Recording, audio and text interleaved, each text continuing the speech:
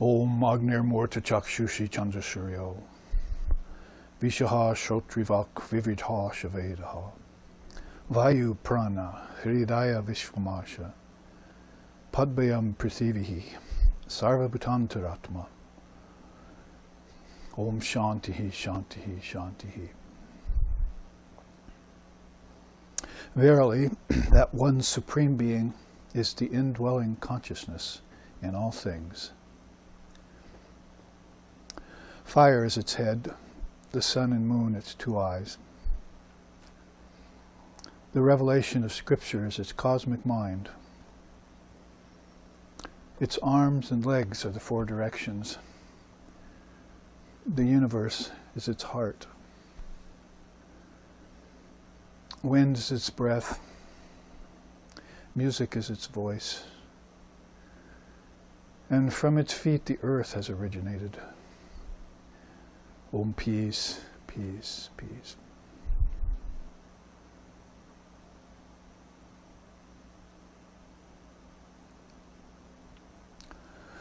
Om Vedanta Siddhanta Nirukti Resha Brahmaiva Jivaham Sakalam Jagadcha Akanda Rupastiti Reva Moksho Brahmadvitiye Shrutayaha Pramanam. Om Shantihi, Shantihi, Shantihi.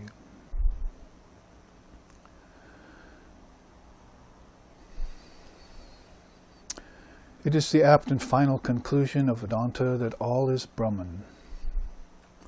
Time, space, living beings, and the world. Living in constant recognition of this fact is what is called enlightenment. Brahman is pure and perfect, and one, without a second. And the revealed scriptures are the sure and certain proof of this fact. Om peace, peace, peace. Om Sahana, Om Sahana Vavatu, Sahano Bhunaktu, Sahaviryam Karavavahai Tejasvi Navaditamastu Ma Vidvi Shovahai. Om Shantihi Shantihi Shantihi. May Brahman, divine reality, protect us. May Brahman sustain us. May Brahman illumine our thinking process. May we not find fault with each other, with the world, or with the teachings. And may what we study be a source of inspiration to us eternally. Om peace, peace, peace. May peace be unto us, may peace be unto all. Om Hari Om.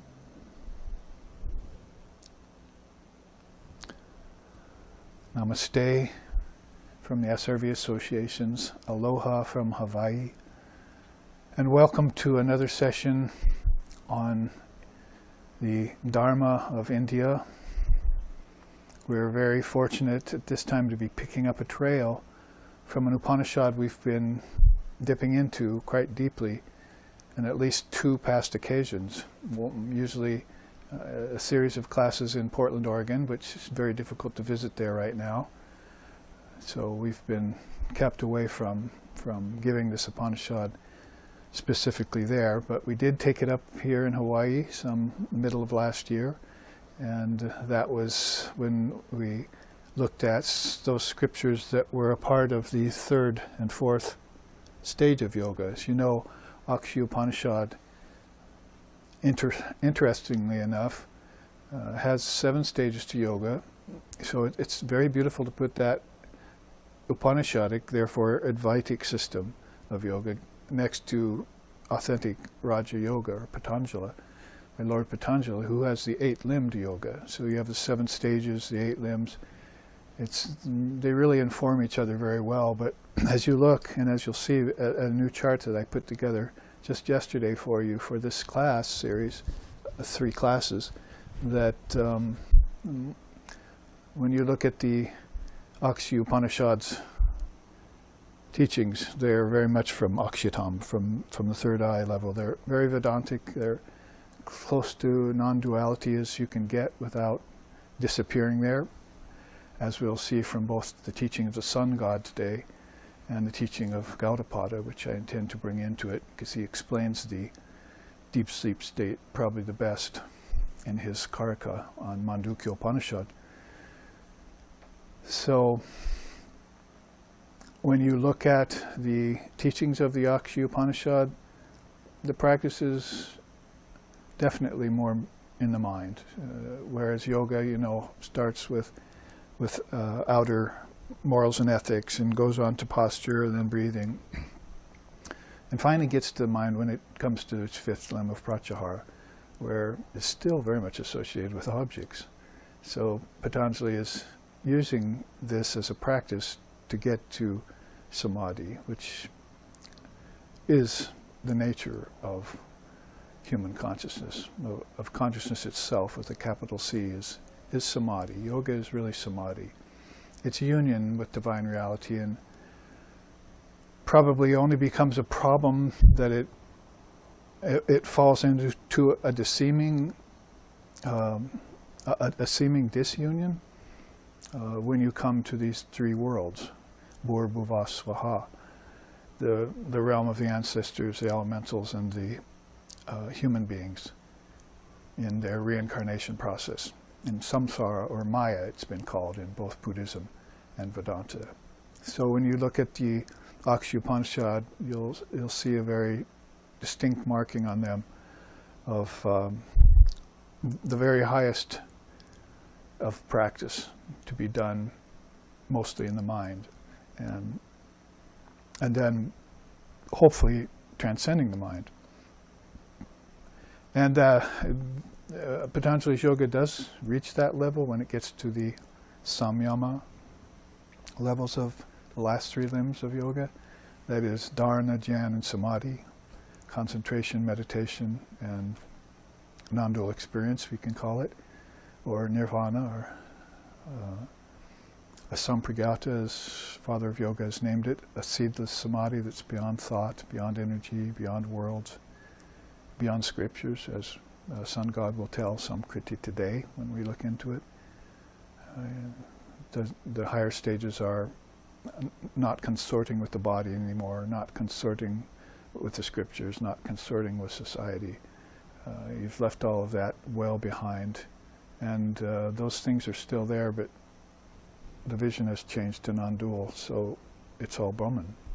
Those very same things that you once felt you had to give up have turned into the very thing which you're seeking, which is one of the secrets of true non-duality as experience inside the context of human life in the three worlds.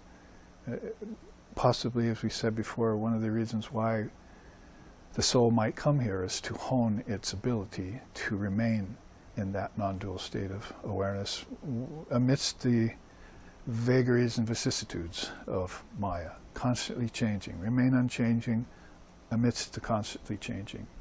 Or if you want, in today's world, be in the world but not of it. Let the duck go ahead and get in the water, but the water will never get in the duck. Its feathers are making sure of that.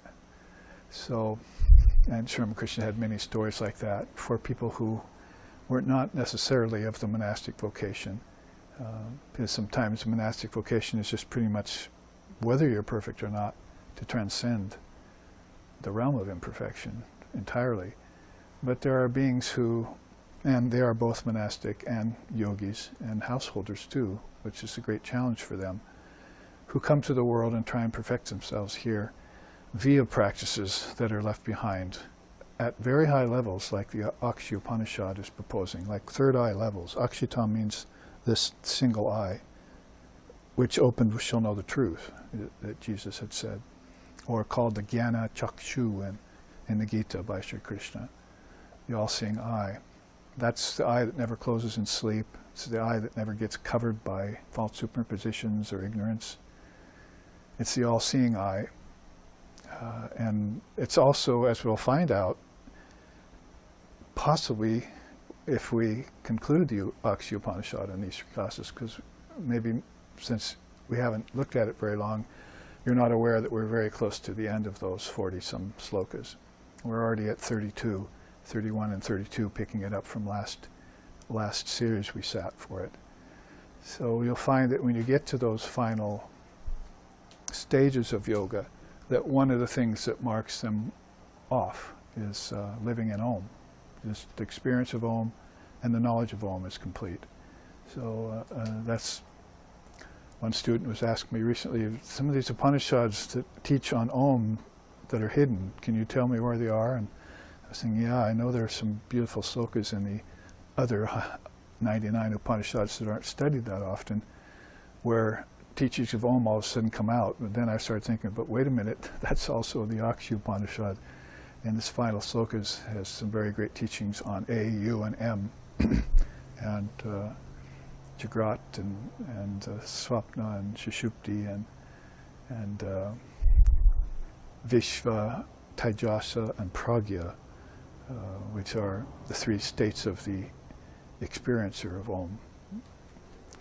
In fact, when I just chanted Agnir Morta Chakshushi Chandra Surya, it's very reminiscent of those Upanishadic slokas which are talking about light, that the sun god today will explain more to us.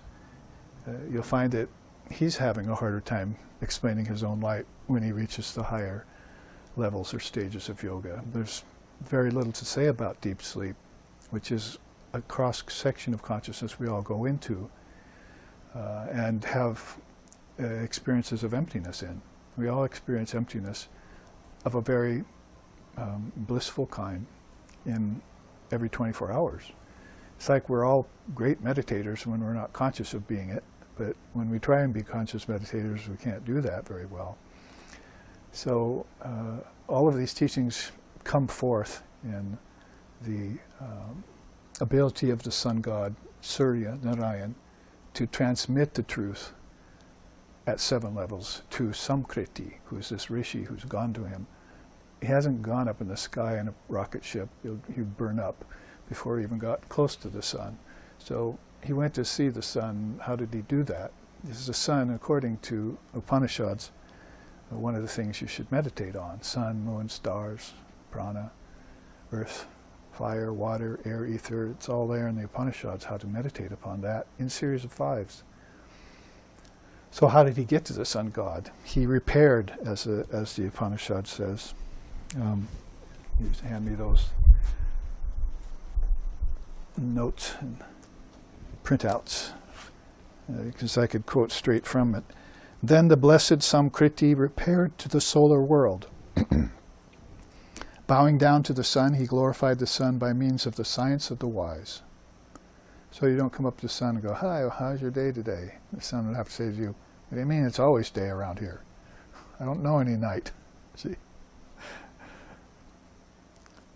And then he says, Om, salutation to the glorious sun, the power of the eye, salutations to the sky wanderer, salutation to the commander of the armies of light, salutation to darkness, which is only the excess of light, salutations to divine energy, salutations to the light, salutations to the light.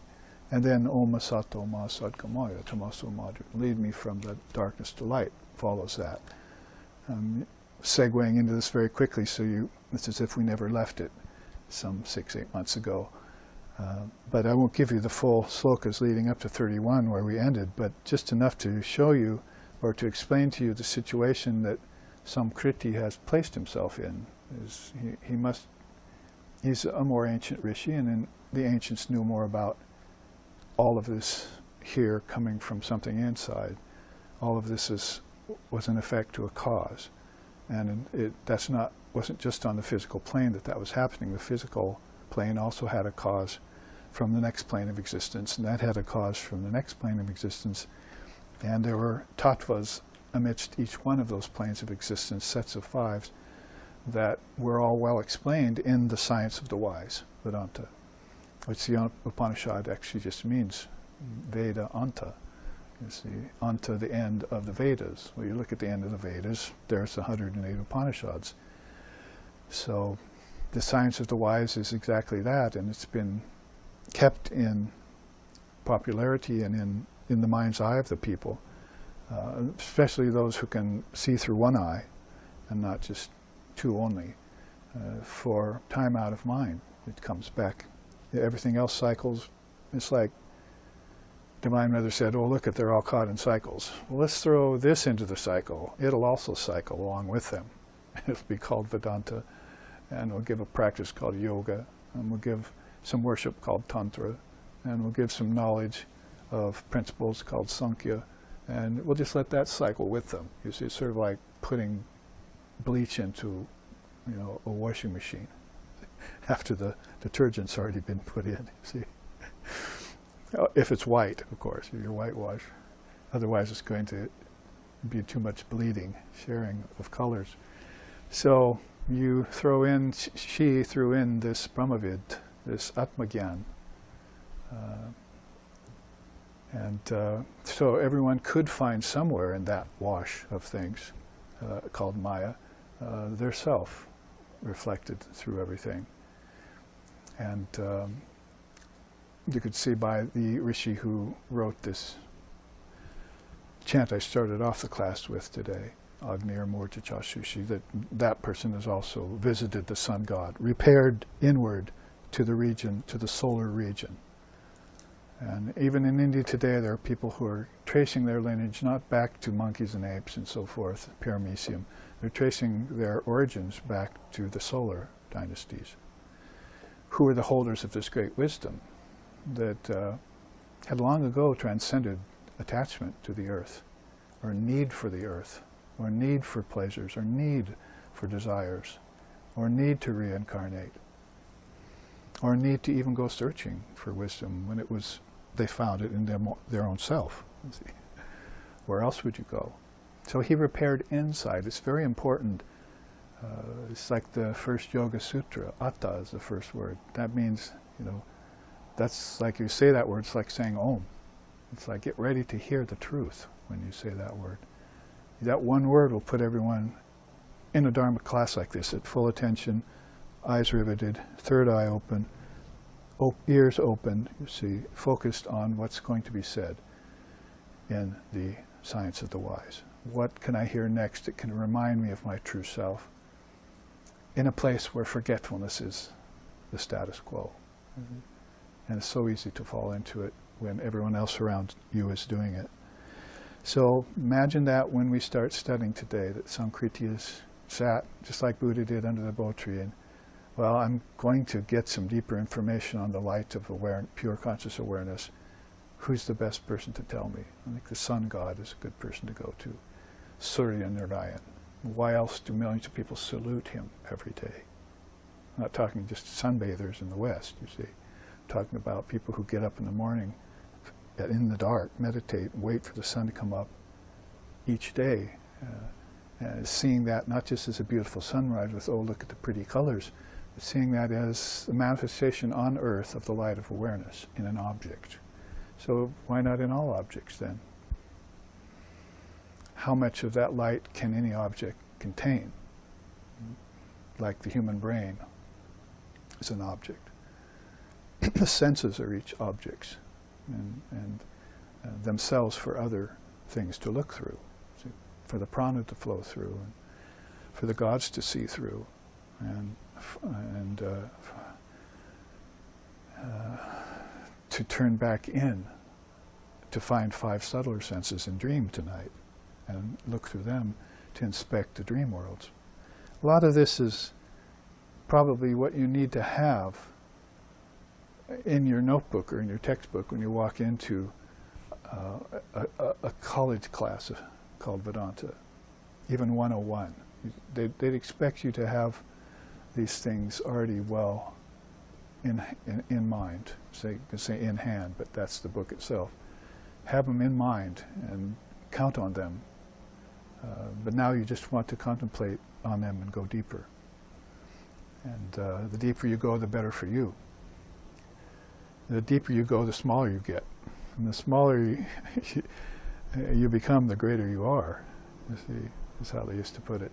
Smaller you become, the greater you are. So that doesn't mean just your ego shrinks. It means that you see that all the particles shrink too, down to subatomic, and then it leaves the realm of the as we were looking at a class here with the atmic to the atomic particle, and the atomic particle back to the atmic particle just a couple of weeks ago, sitting right here. So everything just gets infinitesimally smaller and smaller till it disappears. And that's a kind of emptiness. And but then there you find the presence of things that are subtle and unseen, doing the seeing, instead of the gross things doing the seeing out here, which can get you in trouble if you're restricted just to the five senses. So Samkriti has done us a great favor by putting what he found out from the sun god down in slokas. And it wouldn't take that much time to read them all to bring you up to snuff, but I'll leave the classes that we've already recorded and left on our website for you to look back on and refresh yourself, because we want to pick it up around sloka 31 and 32. But to help you do that, I'm going to show you this chart I put together yesterday called the Akshi Upanishad 7 Stages of Yoga Breakdown. We're going to get a breakdown happening here, so like a hoedown in bluegrass music. See, we're all going to get our best shoes on and get out there on the floor and shuffle. So our minds then have to go through this breakdown of what the Akshi Upanishad is telling us, and this is a kind of very bare skeleton of it. If you remember, the very first thing Sun God would want you to do if you wanted to enter into yoga is give up the world, basically. Give up transmigratory life. Be done with it. And it's not a new idea, even to the Middle East, because Jesus himself was telling you birds have nests, fox has holes, but you have no place to lay your head here. So he was wanting people to get beyond their commonplace lives and move within. Make your life at least as much inaction as it is action. Balance it out like your breath. In yoga, you'd balance out your breath to start out, but in Vedanta, you'd balance out this need to make a living with the absolute necessity of getting beyond life. Life in the commonplace way, or what we call relativity, that can so easily turn towards Maya, suffering, and samsara, delusion. So if we look at that chart really quickly, because we've seen it enough, and you can see it on these classes that we've done in the past, you can see that the first thing that comes forward that has any semblance of a teaching other than just the darshan of a thing, because Samkriti, when he sees the sun god, he's not walking up to him and saying, "Hey, what's the nature of light, man?" He's like bowing down and propitiating him. He's not forgetting that he's in front of the essence of illumination there. That's the main thing right there, the darshan, not what he's going to be told later. What he's going to be told later is for him to help others back when he repairs outward, from the inward state, and finds himself here like Sri Ramakrishna did, coming out of hours of samadhi and all of a sudden looking around and not even recognizing his devotees or his wife. "Who are these people again, Mother?" he would say. So he had gone so deep that he had gone beyond objects and senses and commonplace things that are here.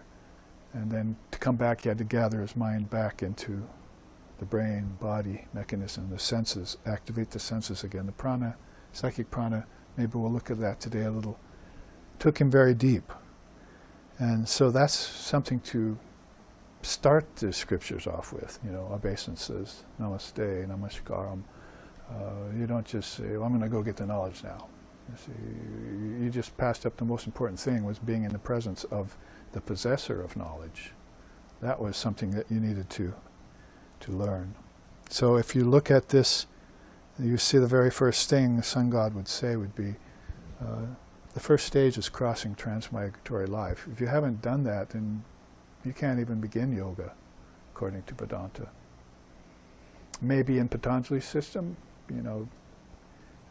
that might be a way that they're compromising yoga these days, turning it into physical postures only and some breathing exercises and thinking, oh, I'm a yogi now.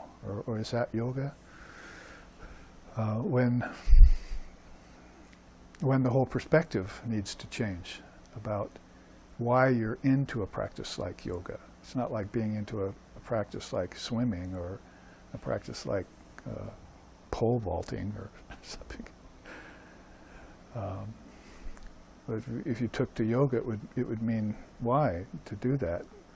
Is it to make me a finer, fitter animal, or is it to realize what's beyond my animalistic nature and realize the truth inside of me, and the truth will set me free? I'll have to then, by necessity, give up commonplace things. If I keep them at all, it'll be Brahman I'm seeing, not the wife. It's Brahman I'm seeing, not the husband. It's Brahman I'm seeing, not the baby. It's right out of the Upanishads. Not for the sake that the baby is loved. It's for the sake of the Atman in the baby that the baby's loved. If the Atman wasn't there, the baby wouldn't even be there, or it wouldn't have any life to it. Not for the sake of the wife that the wife is loved. It's for the sake of the Atman in the wife. So when this perspective changes, and it's not that great a percentage of a change, then the third eye takes over, and these two sort of stand back. And you're seeing it all differently. And you'll be surprised if you were fortunate enough, as I was, to attend upon a great soul like Swami Sheshanandaji Maharaj, peace and bliss be upon him, when you're in their presence, that's the way they are living. That's what they are seeing. You come to realize that after a while, and you say, I think I want to live that way. I see as much to my ability as I can. I will simulate that realization that person has. And then tad vidhi pranipatena praniprajena sevayo padekshanti te jnana jnaninas. I'll wait to get the jnanam from them until I serve, till I bow, and till the time is right. Then they'll give me the path. Jnana jnaninas tattva darshinaha.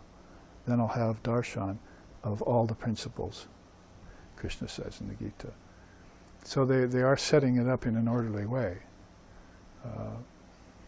One of probably the most important words about all Indian darshanas is order.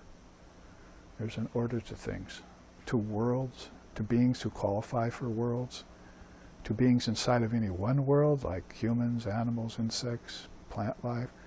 There's an order to all things. And according to that order, consciousness gets into the thing, to whatever degree the thing or object or life form is able to take it on.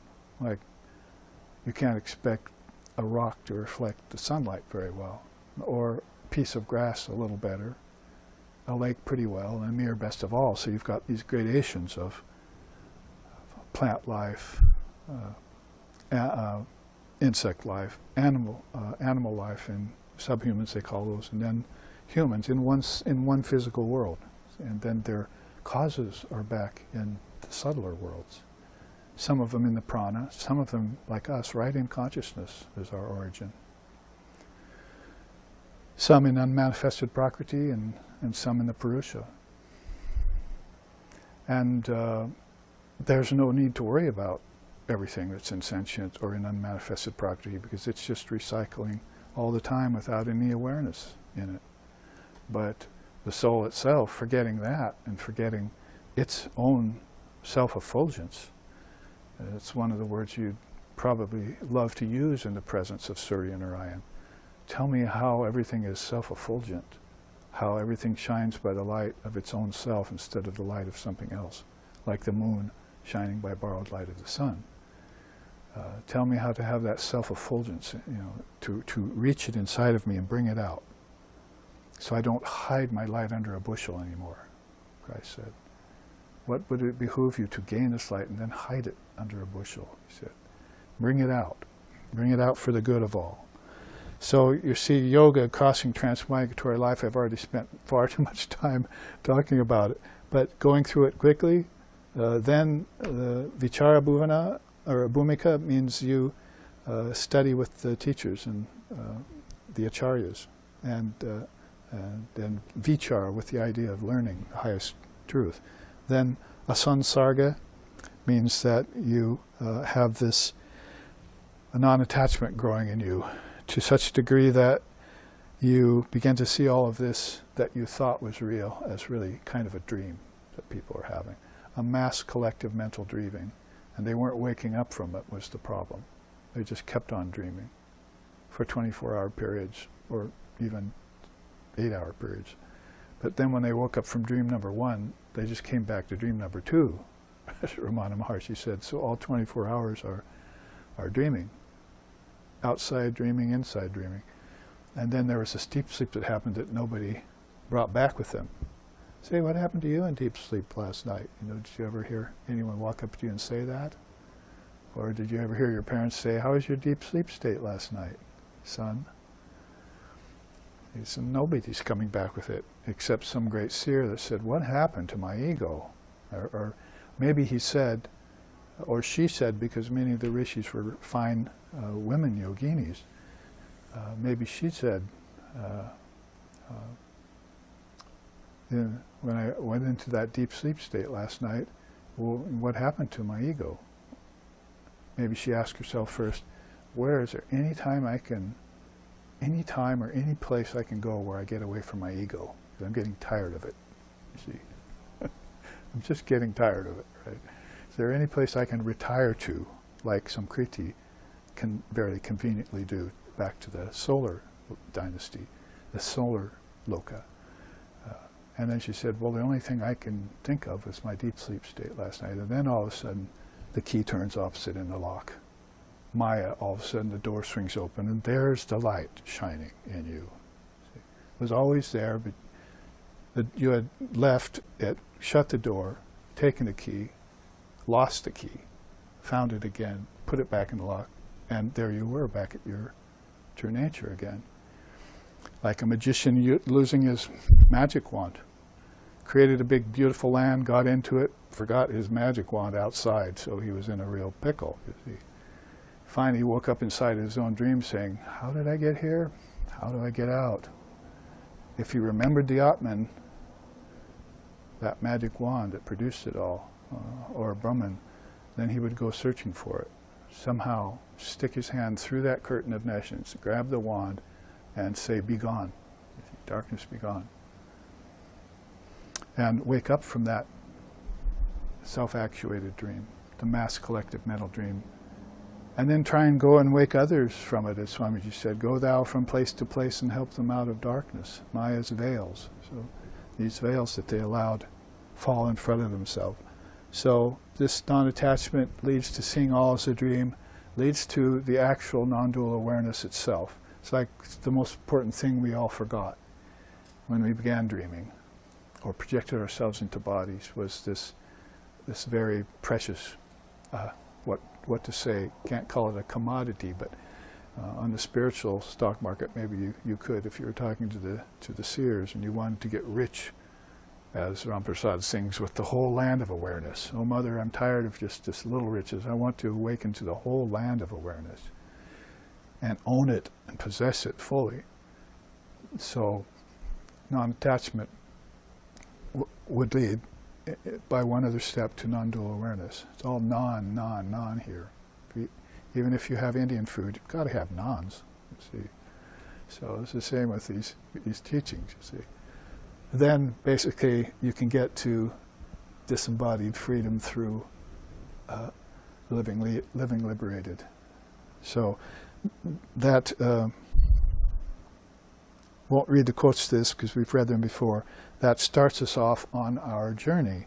Now, if we move to the fourth stage, because we've studied the first three stages in our other Akshi Upanishad classes. We're at the Swapna sees all as a dream area. So that's why I brought with me some of Gaudapada's Karika that I can borrow a few slokas from, because he's very adept at pointing out and describing the dream state and the deep sleep state. You have to remember, nowadays, for a greater percentage of people in this world, waking is the only state. It's really the only state that's real. It's the only state that's actual. And it's the only state, strangely enough, that you create karma in. You can't create karma anywhere else but here. And when the karma came from your past lifetime, it was also here on earth that you created it. So you're trying to work this out all the time and creating more of it as you do. So then the dream state takes on a whole new implication or level of importance to us.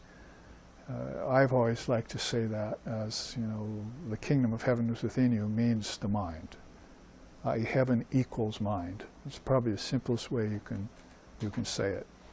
You can't find heaven inside, because inside is your body. You can't find heaven backwards in time, because that's just back to evolution. You can't find it upwards, because that's just up in the physical ether. So you don't find it inside the body, you find it inside the mind. So you have to fine-tune that understanding and then look for it, because then you'll be like Samkriti. When you want to repair to the solar dynasty, you'll go inside. You won't waste your time out here, back there, or up there in physical space. You'll know where to go, and you'll do it right away.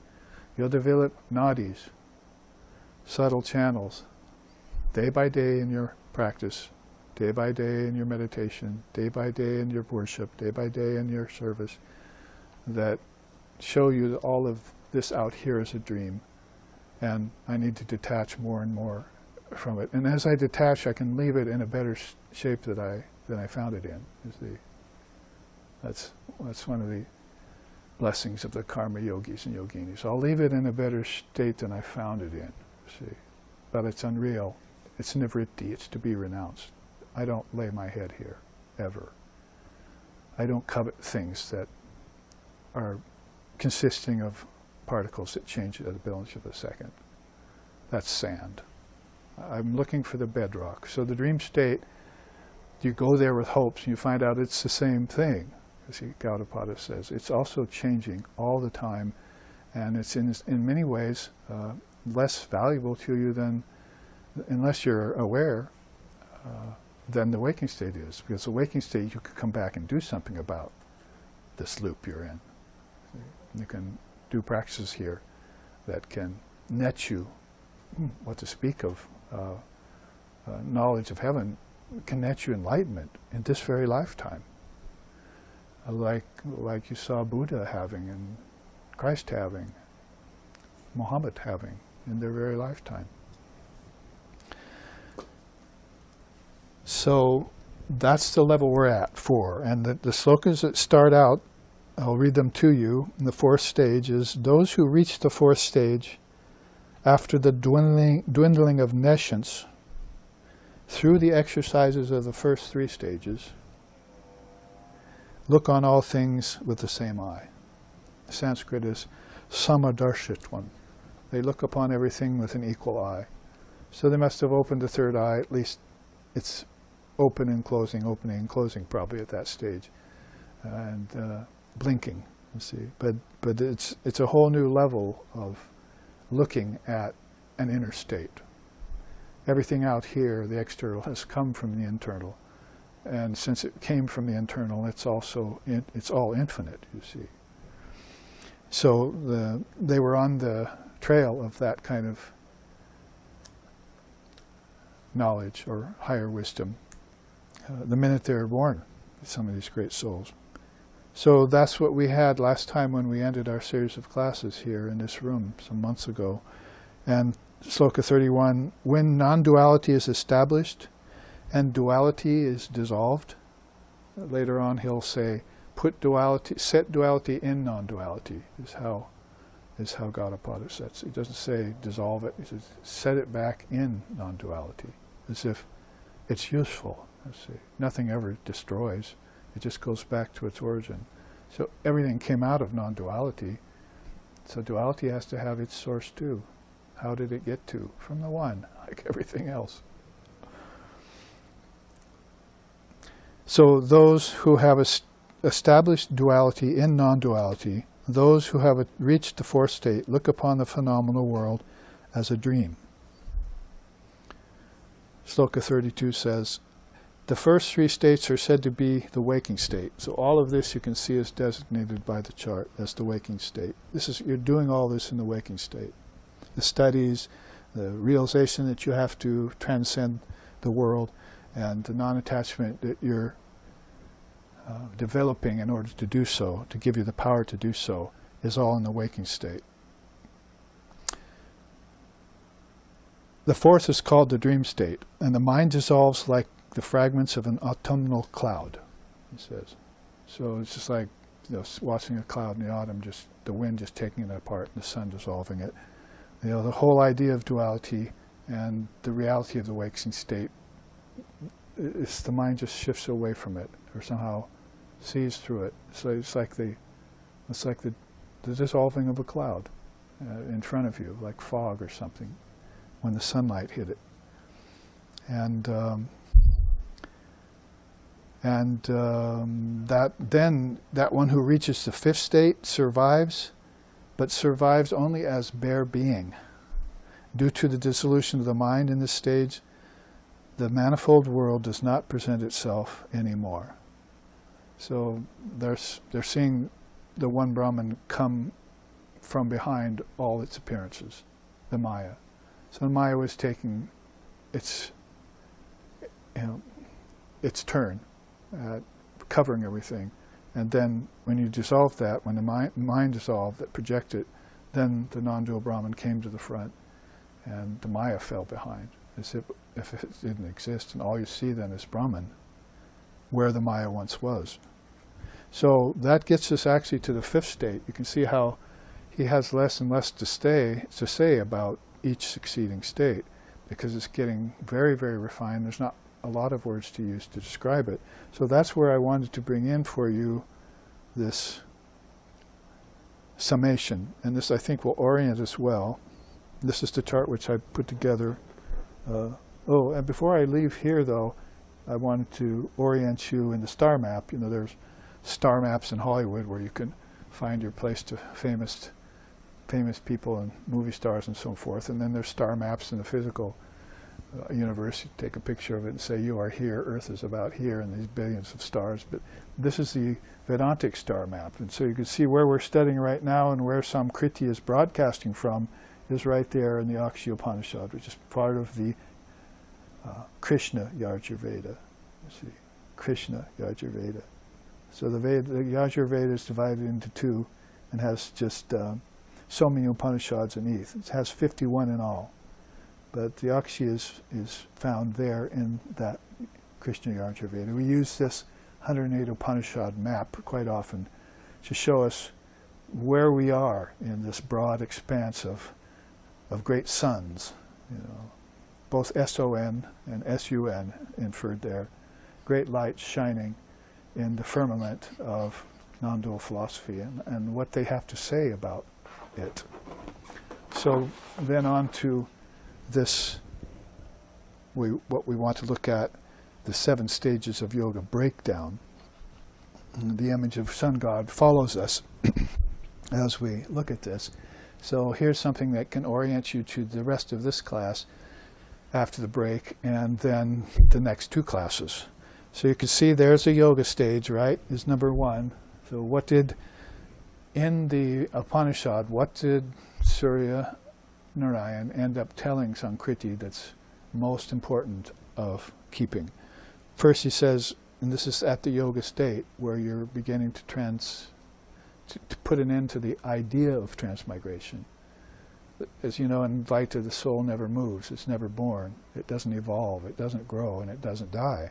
So you have to, if you understand that or have heard that, it's a great contradiction at first to wrap your mind around something that is changing when reality doesn't change.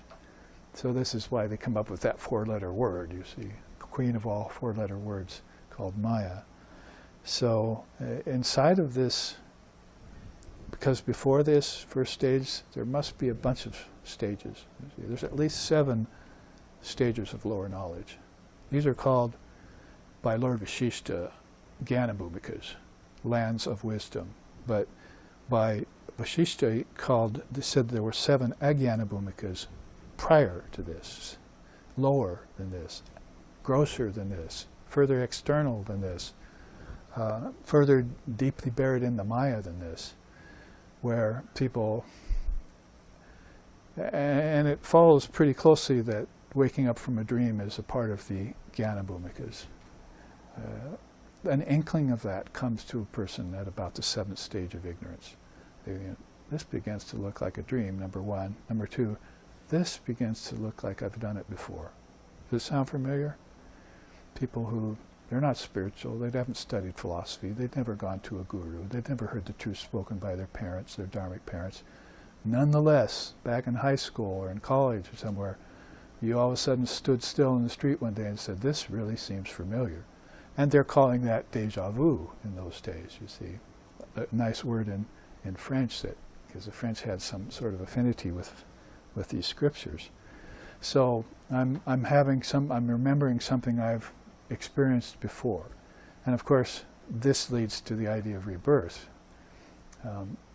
which is only half the truth, because that's a lifetime you had in this external world earlier. But you're not talking about a lifetime you had in a heavenly world or in a deeper world that you're remembering yet. You're still allocating it all just to the physical, as if that's the waking state in the physical is all there is to people. So that comes forward here by way of explication. So if you do arrive here, then what you're going to be doing is cleaning up your karmic act. That is, perform noble, gentle deeds. And number 2, avoid nonviolence and compromise. Those 2 things are the first things that Surya Narayan tells Sankriti about graduating to mastery of transmigratory life. Getting over your desire to be reborn, as the father of yoga would put it. There's a sankalpa, there's a samskara in the human being, in the collective consciousness of the ancestors that says, good, let's do it again. Good, let's do it again. Let's do it again, and again, and again, and again. And this has become a strong samskara. And when they do it again, they forget where they came from. And where they came from was not the Atman. It was the ancestors in heaven. So the whole thing is under a double helix of Maya. We've talked about that before. If you do get some inkling about what's going on to you inside of your physical life, you do begin to believe in rebirth, whether you call it déjà vu or I have to somehow meditate and remember my past births or something, then you're calling your origin at that time the ancestor realm, your past lifetimes. You're not calling it Originless yet, see, which is the supreme truth of the matter, according to the Gaudapada. Only non-origination is true. Nothing exists but Brahman. And so they're beginning their search, but their search is based on a false premise still. So if they do reach the goal of that search, they're still in Maya, cycling with the ancestors. This is what Lord Buddha wanted the people of his time off of, out of the ancestor realm. So here you're going to have to appease, the ancestors. The ancestors don't think they're just in heaven, having already passed in body. All of you are your own ancestors here too. Your brothers, your sisters, your father, your mother, your grandparents still living. Those are the same people here as they are in heaven, because that's who they think they are. It's all ego life.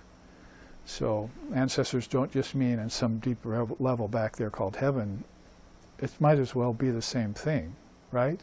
It might as well be the dreaming state, might as well be the same as the waking state, right?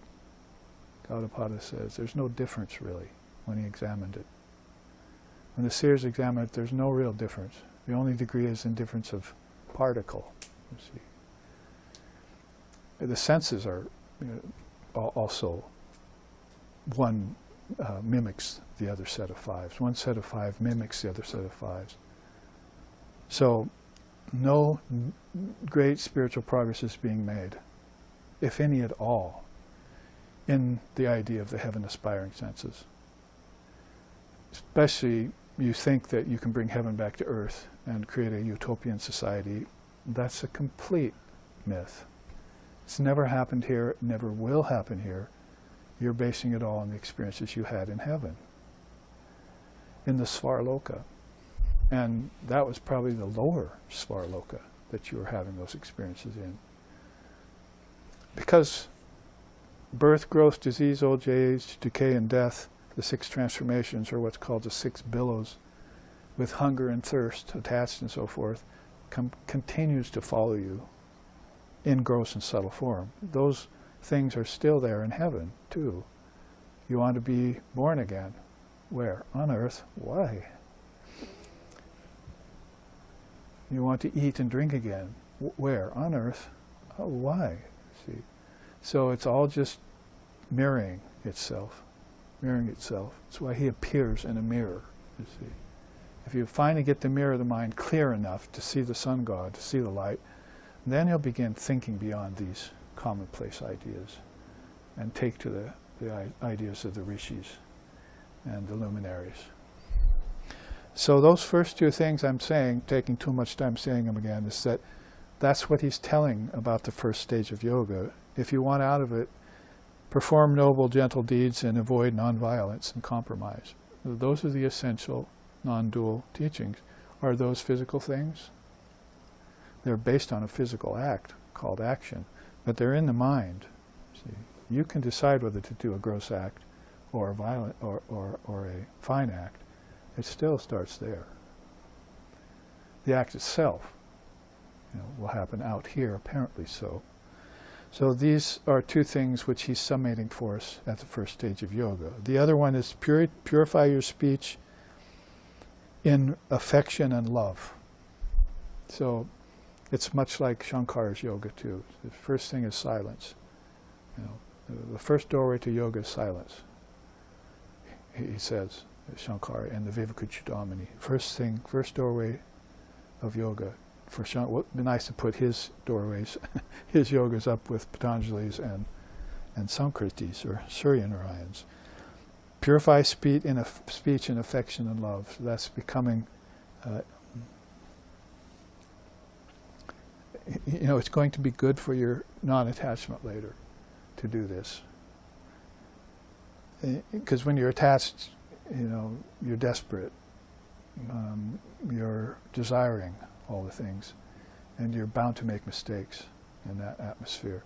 So this is helping you to be detached from everything. Not for the sake that the fat baby's loved, for the sake of the Atman and the baby. You always keep this first and foremost, and then you have a totally different relationship with your child when he or she grows up. When they're a little child's trying to eat too fast, you slow them down. See? Wait till you have teeth. Serve the virtuous and study scripture. So he's already preparing you in accord with what the scriptures are telling you, and getting good holy company around you. Who is it most worthy of serving that I will be able to learn the truth from? Well, if such advanced souls like Sankriti went to the sun god, then you should probably find somebody here on earth in that, using that great exemplar. Find somebody who's living a dharmic life, who shines with light, and who is full of knowledge. Like I just chanted, Tad Viddi Pranipatenam. Seek those lumen souls. And finally, seek to cross transmigratory life. That was, of course, the last sting that the sun god summated for Samkriti. And of course, he's already done this. So, sun god is leading him up in stages to teach others these 7 stages of Advaitic yoga. Number 2 is Vicharana Bhumika. We already saw that's take some studies with some high-minded souls. So the various slokas which I'm describing to you right now, instead of going through all the slokas, I'm just giving you the breakdown of what was said at each of these stages. I've got them marked in the Upanishad with red marks. You see, all this is for the stage 1, all this is for stage 2, there's stage 3, and so forth. You get down to stage 6 and 7, it's like there's almost nothing to say, based upon what you've heard already and learned. So at the vichara level, that is, you're inquiring about things, consult acharyas on shruti and smriti. So, I was just at satsang yesterday in the morning where people were talking to me about smriti. I usually answer questions mostly about shruti, Upanishads, Brahma Sutras, Bhagavad Gita, the non-dual scriptures, Astravaka Samhita, Avadhuta Gita. But sometimes you use these stories and these teachings from souls and from world scene too, about the smriti, what should be remembered. So smriti is what should be remembered, what people in the past have experienced here with Maya and Brahman. And shruti, what they've heard from people who are not bound in Maya and who know Brahman. See? That's basically it right there. So each one of them has their place, but shruti has to be heard. Smriti is just something to remember. Full attention, in action and inaction, he tells him. So he's already telling Sankriti that to teach people to have this single eye state that's coming up. You're already doing a preparation for it right now by being the same as we said here, samadarshitvam. We just read it here in the sloka itself. The same, seeing everything with the same eye. Yes, those who reach the 4th stage after nescience dwindles, because of the exercises of taking on the 3 stages, look on all things with the same eye. So full attention in action, and inaction is your training ground. Does God only exist when you open your eyes, or when you close your eyes, and cease to exist when you open your eyes? Holy Mother said, so there it is right there. You're thinking, okay, I'm done, bye God, all right, here's the world. No, see, that's not going to set you up for the non-dual experience. You say, so God with form, I'm saying farewell to you, I'll turn off the senses, turn off the mind and its thoughts, repair back into the light, and see the same non-dual Brahman existing there as I just left, only in a formless state. And I'll see the seeds of everything as I come out of that formless state, how everything gets manifested again into form, how consciousness takes on name and form. That's Sri Ramakrishna's favorite way of saying it. He wasn't really always on this rag about neti neti that Vedanta is on, or the emptiness and shunyata of Buddhism. He was really seeing everything as just the same Brahman. And it was only changing as it took on form, appearing to change as it took on form, and then giving it up. That's what we do every 24 hours. It's amazing that we can't see that and accept that that's the nature of consciousness. See the changeless nature of consciousness underlying everything that we go through in cycles with the mind and with the body. It's buried in there, but I found it. You master the householder existence. So at this stage, you're probably not a monk and you're not thinking of monasticism. You can see later on he's going to bring forth teachings about visiting the hermitages of the ascetics and getting ready to renounce the world. So crossing transmigratory life is a stage getting you ready to let go more and more of things that are a part of your own projection, your dream projection, and your ancestors' dream projection, and the gods and goddesses' dream projection, and the Trinity's dream projection. Let go more and more of that. So to a place where you could look up in the sky, like in the Upanishad, say, oh Lord, take away the sun. The Lord says, why should I do that, my son? And he says, because it's veiling your true light. It's right there in the sutras of the Upanishad, because the sun is veiling the true light. So that's a physical light, and he's not fooled by it. He wants to see the source of that, and the source of that, and then the source of that, till he finally finds his way, involution style, back to himself, with a capital S. He puts away the dream that he had. He brings it to an end. So something in the mastering of the householder, darshana, or householder caste, is very important, and the sun god knows it. So he's telling him, that's one of the things he mentions in the second stage. Also, to memorize the tattvas and the categories. So in the West, this is hard for us. It seems like a lot of words, seems like a lot of things to think about, and I'd rather just either act or just meditate. But just before that, wasn't he saying full attention in action and inaction? So he's trying to save you this doubt or this problem in your mind that when you look at these systems, these timeless systems, that you're just remembering your own knowledge, and you don't want to eat the breadcrumbs you threw out there for yourself to get out to this world, you see, or hide them from yourself somehow.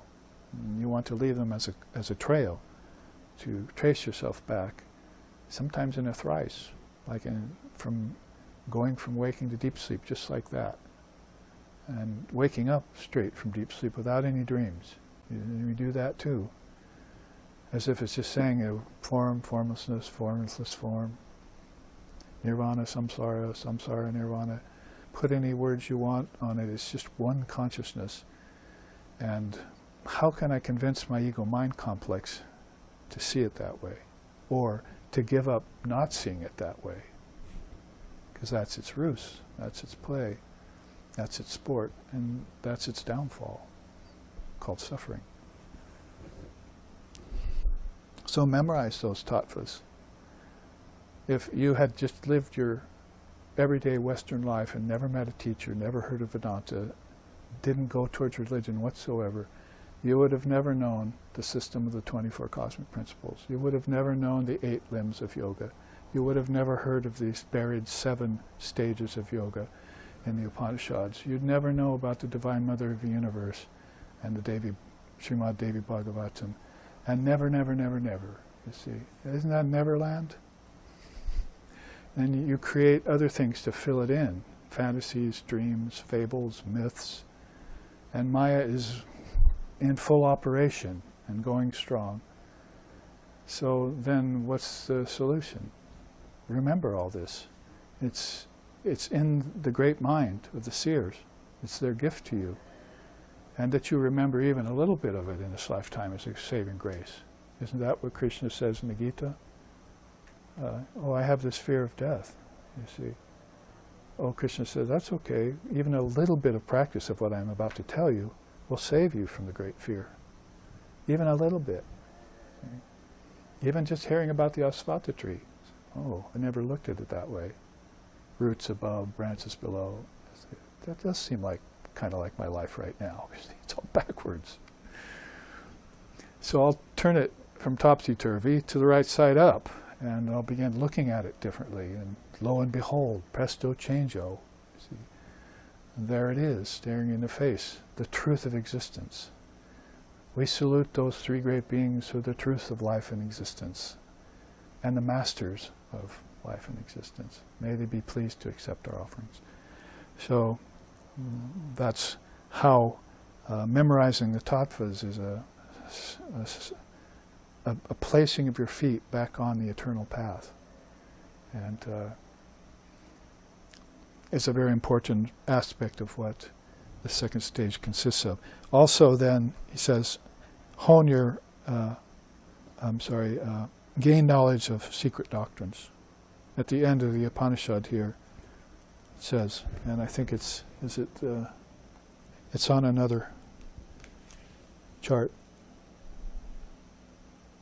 Therefore, O sinless one, renounce everything, be devoted to truth. Think to yourself, I am Brahman, solid intelligence and bliss, free of impurity, holy, lifted above mind and worlds, beyond the darkness of ignorance, beyond all appearances. This is the secret doctrine. They say the truth is simple, isn't it? But how many people will believe that? How few people will fail to understand it? Everyone's going to understand that. This is based on things that are commonly known to people. But they're not acting on those things. They're not wanting those things. Not in the Kali Yuga, certainly. So actually that is I think it's right here, at the bottom of this chart. Free yourself, free from impurity, holy, lifted up above the mind and the worlds, beyond the darkness of ignorance, beyond appearances. This is the secret doctrine. So, back to the chart then. See, in that stage, gain knowledge of the secret doctrines. Stage 2 continues on with visit hermitages of the ascetics. Like, see, what was it that drove me to Swami Sheshananda's ashram? You see, Lex Hickson, founder of SRV, says, "Oh, don't you know, back in Portland where you grew up, there's a great last living devotee of Holy Mother there." Really? Because I already loved Sri Ramakrishna when I met him. That is Lex Hickson. So he says, yes, you should, next time you go back to Portland to see your mother and so forth, go see Swami Sheshananda. So I visited the hermitage of an ascetic, as it were, right there in my hometown. And I grew up my whole life across the river from him. Practically my whole life I was just a couple miles away from him. So I always look back on that, kind of marvel about it. But it took a connector, something to make me see. It's like you can be that close to the truth and someone just doesn't remove that final veil, so you can make the connection and start your path. So that would be very maddening later to you if you saw that happen to you.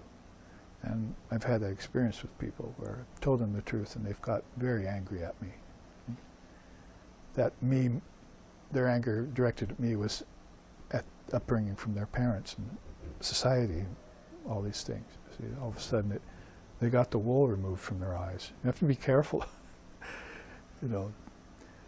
Take a muzzle off of a dog. You see, it's not going to snap back at you.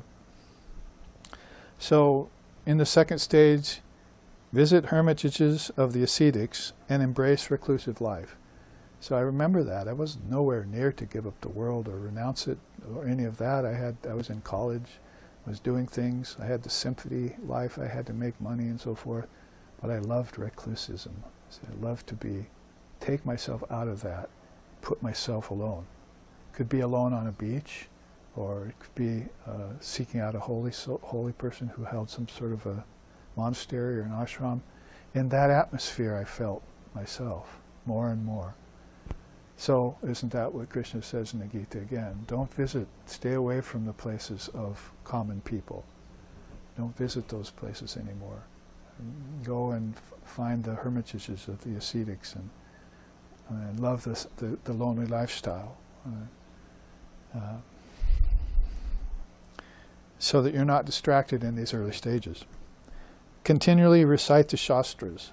So we began to do that too. We'd memorize our famous slokas and walk around and see, thinking about that instead of other things that people were thinking about and brooding about and worrying about, lamenting about, or excited about. Doesn't matter what was on their mind. What was on our mind was Adihi sam yoga nimitta hetu parastrikala takala pitrastaha. How can I get beyond the three phases of time and meditate upon the Lord and find out that the Lord is my own self located in my own heart? See, that's what you walked around thinking about in that stage. I mean, because you're not thinking about transmigratory life again, are you? Or coming back again. I thought you gave that up, you see. Did you really graduate the first stage? Or are you just menu tasting, just like people do in the West? So continually recite the Shastras and perform meritorious actions only. Before it was be very gentle, kind with your actions and your speech and everything. Now he's saying only act on the ordinance of the Scripture. Anything that's scripturally ordained, that you can do. If it's not ordained in the Scriptures, avoid it. Even if it's under the ruse of serving others.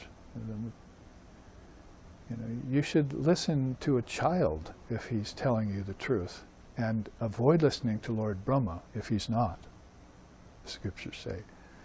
So you have to find out then, because the gods can be capricious and send you in different directions. You have to find out for yourself what to do and what not to do. It's like major teaching from Sri Ramchandra in the Ramayana, major teaching from Sri Krishna in the Bhagavad Gita, major teaching from Lord Vashishta in Vashishta's Yoga, and you can take it all the way up to current times in Shankara's scriptures and in Sri Ramakrishna's teachings in the Gospel, that you have to know what to do and what not to do.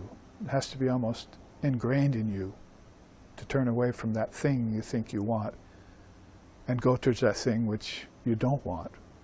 See, because pleasure and pain are the two things that people are considering all the time. What's sweet in the beginning and turns sour later, Krishna says in the Gita, you shouldn't go for that. But you should know that in most cases what's painful in the beginning, it turns sweet later.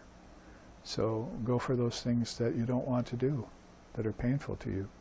Take them on, master them, and then you're really fulfilling, and not just fulfilling, but filling out all the past criterion of these stages, and bringing them forward for people to see. So finally, he wants you in the second stage, that is the sun god, to hone your mature detachment. Now, this is a breakdown of things that we've studied over the past couple of years, as long as we've been studying the Akshi Upanishad, which I guess for some reason my mother wants us to take it really slowly, because we can't go back in the COVID times and give these teachings where we started them. So we've been picking them up where we can. And I think in this class series we could finish this Upanishad and then have it recorded for people to look back on. But what we've just looked at basically are slokas 1 through sloka 17. Now he starts talking about the third stage of yoga, right here. Asansarga. Attain non-attachment in stages. How many do you remember? Huh? 2. And this on Upanishad he says 2. Attain non-attachment in 2. Non-attachment is of 2 kinds. Listen to the distinction as is being drawn. This non-attachment is of 2 kinds. One general, the other superior. So the general is non-involvement with objects, perceptions, agency and non-agency, and so forth. There I'd be going back and reading you the scriptures when I should be sticking to the breakdown. So basically, he wants you to attain non-attachment in these 2 stages, the general and the specific. And then comprehend the secret of non-agency. Here's where it gets interesting for a lot of us when we think of the ego and how it's a nefarious kind of presence in us and leads us wrong a lot of time. There's really, again, 2 ways in which to deal with that, and one is just non-attachment completely, and the other is ripening by stages. So he's just following pretty much the teaching here around that development of vairagyam, which could be called either detachment or renunciation. I think it's detachment in a practice phase. It becomes renunciation later, outright renunciation. And finally, destroy the tendency towards sankalpa. There's a big teaching in the 3rd stage. You almost find this close to the Gita's order of things too, when he tells Arjuna, sankalpa is a positive evil. The yogi, you cannot be a yogi if you continue on with your sankalpas. That's just desire-based projections. And you've already been schooled in some of that, right? But now it's becoming more specific. I mean, you may be holding some sort of idea that the devil's doing it to you, or other people are influencing you, or people at work and so forth. But they're just pretty much following the order of their own ignorance and delusion. And they're not doing anything to attenuate that in themselves. So they're not a good source to look at. Praise and blame they're talking about. No praise and blame can be where praise or praised and blame or blamed are one. So you're looking for that one final conclusion that yourself can conclude your processes in Brahman. That's all here again in the final slokas. With all of this, you can conclude your processes in Brahman. So sankalpa would be a major one of those. See, this desire-based protection of the mind. That's really in these few slokas, which again, if I can keep you on track, are 1, 2, 3, 4, 5, 6, 7, 8, 9, about 10 slokas. You get basically 3 things out of them, because he's spending most of the time telling you about the 2 kinds of non-attachment. And that brought us current to today. Sloka 31 is the 4th stage. So we already looked at it here as seeing all as a dream, right? And in the time remaining in the first half, we can look at what he's about to say to us. He calls it Sushuptipada. So in the 10 minutes remaining, let's at least look at that. So to see all as a dream, you're beginning to look through sankalpa, right? He says, well, I have to give that up, he tells me. I must have a huge effect on my own life. I must be a part of my own life. People are beginning to say to themselves, I must have much more of an influence on me than I realize I do. And now I have to find out whose influence that is. Is that the influence of the Atman? Or is that the influence that my teacher's telling me about? Or is that the influence of my still unripe ego? Sankalpa, giving it up, will give me the final read on that. See, I'll actually be free of a lot of projections that I've been believing in before that have been influencing the balance that I should be achieving. Yoga is balance. So then the first thing he says about Sushuptipada, Sushupti is a word for dreaming, but it's of course loaded, more than like dreams in psychotherapy in the West today, or dreams according to psychiatrists. It's a loaded word in Sanskrit. It has to do with inner states of the mind, which are things that people aren't discovering yet about themselves, that really all life is taking place in the mind. We are all here in the mind. This room is in our mind. This house is in our mind. The island we're on is in our mind. It's all in our mind. And not in the way you usually hear that said by people who don't know what they're talking about yet. But it's actually a projection of mind from seeds in the deep sleep state. So when you're beginning to see this, you're beginning to see through cracks in the curtain of nescience. It's beginning to thin. Curtain of nescience, or the mind's nescience, he calls it here. And there are beautiful teachings by Lord Shiva and others on the curtain of nescience, which we've looked at before, and how it comes down on us when we enter waking state, causes us to forget our dreams and our deep sleep state, causes a big division so that we think that the waking state's the only world, really. And it only matters what we do here. And we don't know, then we can't explain why things happen to us that make us suffer here, when we didn't do anything wrong in this lifetime. My Holy Mother used to say that. She says, I don't know why I suffer. I've never did one single thing wrong in the body, she said to someone one day. And she had these rashes and some malaria, so she's like giving people initiation, they're touching her feet, she's taking on these problems. They weren't her problems. So all of this begins to come clear as you look through the veils over the mind. The mind should be this beautiful Mahat, this cosmic mind. Its projections are all right, you see. That's beyond heaven when you talk about the projections of the Mahat.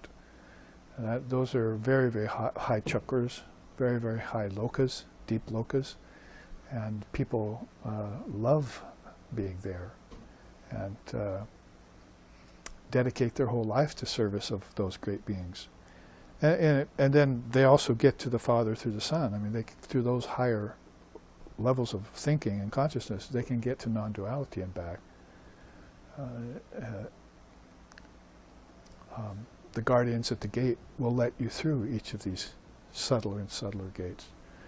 Sri Ramakrishna had a beautiful story about that. He said a man went to see the king. So he got to the palace and it had 7 stories. So he walks to the first story and there's an official there. He's very grand looking. Are you the king? Oh, no, I'm not the king. You have to go further.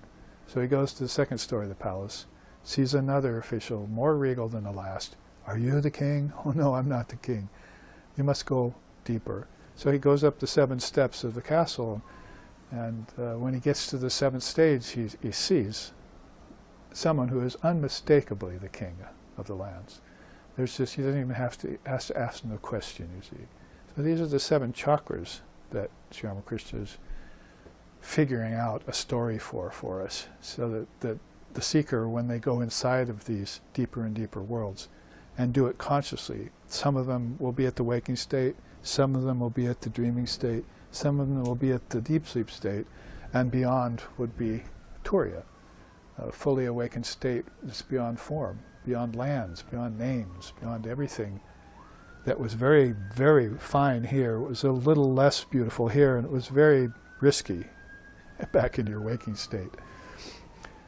And this is based on Sri Ramakrishna's own experience of the chakras. He's coming up with this beautiful story. So it's a big step to take when you get to the dream, seeing all as dream. There's some things you're undoing from the sankalpas that you held dear to yourself earlier, when you come so far as to all of a sudden be able to see through the mind's nescience. It's very freeing. It would be a real pivotal place in examining the snow conditions of your own mind, as the Zen Buddhists say. A very pivotal place to reach when everything just got clear all of a sudden. It's probably very much like khyati, or viveka khyati in yoga. Because if you have viveka khyati, clarity based on discrimination between the real and the unreal, then you have this